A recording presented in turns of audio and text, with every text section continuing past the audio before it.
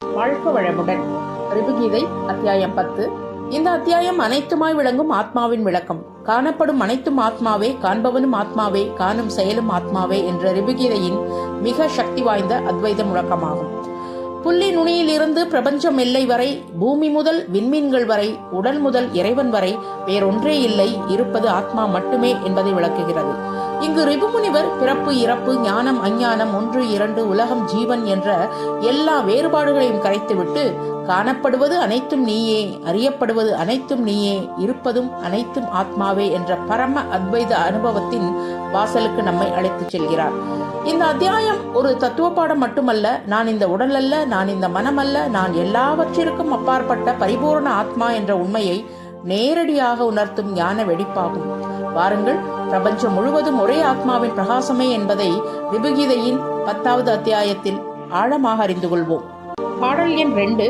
அனைத்தும் ஆத்மாவே, பிரம்மம், பரம்பொருள், பரமாத்மா இவை யாவும் உன்னத இயல்புடையவை, மேலும் நித்யானந்த இயல்புடையவை, ஆத்மாவை தவிர வேற எதுவும் இல்லை.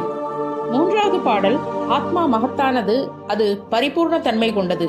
ஆத்மா தூய்மையானது, அது நித்திய தன்மை வாய்ந்தது. ஆத்மா மாற்றமற்றது மற்றும் கலங்கமற்றது, அது நான் எனும் அகங்காரமற்ற தன்மையை கொண்டது.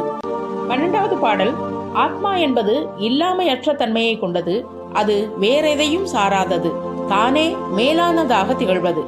ஆத்மா அறிவு மற்றும் அறியாமை ஆகியவற்றுக்கு அப்பாற்பட்டது. ஆத்மா தூயது, அது எந்த ஒரு நிரூபணத்தையோ அல்லது நிரூபணம் இல்லாமையோ சார்ந்ததல்ல. 19வது பாடல். ஆத்மா ஸ்தூல உடல், சூட்சும உடல், காரண உடல் அல்லது வேறு எந்த உடலும் மற்றது, ஆத்மாவை தவிர வேற எதுவும் இல்லை. 20வது பாடல். ஆன்மாவுக்கு தொடக்கமோ நடுவோ முடிவோ இல்லை, அது சாந்தமானது, அதற்கு சமாதி கிடையாது, ஆன்மாவை தவிர வேற எதுவும் இல்லை. 26வது பாடல். ஆத்மா ஒன்றே, அது ஒன்று எனும் தன்மையற்றது, அது இருமை மற்றும் இருமையின்மை என்னும் கோட்பாடுகளில் இருந்து விடுபட்டது.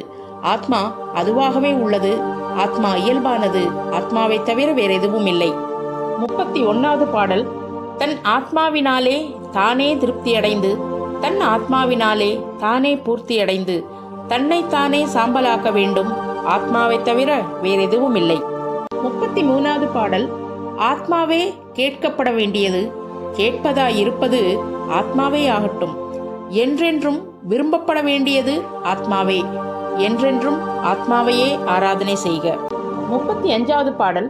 இந்த பூமி ஆத்மாவே, இந்த நீர் ஆத்மாவே, இந்த ஒளி ஆத்மாவே, ஆத்மாவை தவிர வேற எதுவும் இல்லை. ஆக நான் யார் என்று விசாரித்தால் இறுதியில் நான் மட்டுமே எஞ்சும் என்ற ரமண மகர்ஷியின் பொன்மொழியோடு நிறைவு செய்வோம். நன்றி.